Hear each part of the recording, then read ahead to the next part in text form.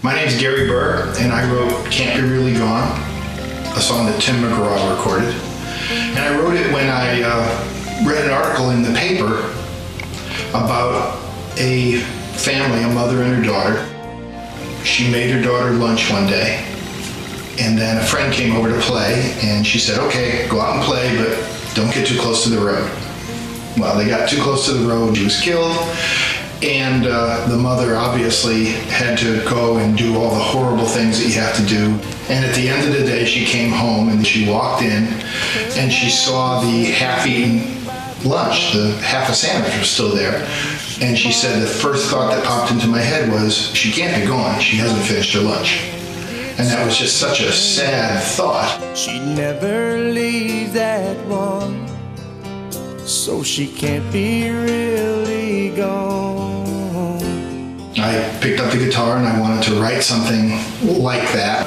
And I wrote Can't Be Really Gone more from the viewpoint of somebody coming home and seeing those sort of things. And you never know in my song whether they're just gone or dead or what. And I like that ambiguity.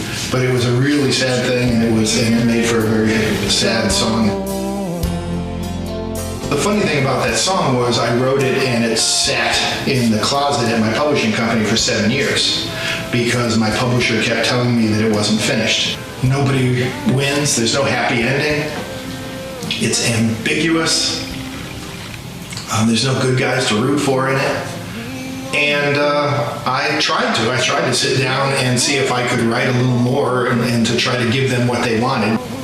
At some point, I just had to push it away and say, you know what, even if it just stays in the closet, this story is done. So she can't be really gone. No, she can't be really gone. Tim heard it somehow, and to this day I have no idea how, but I ran into him at a restaurant and he was raving about how he heard it on his bus and he said he was going to cut it. He had a great big hit with it and he did a great job.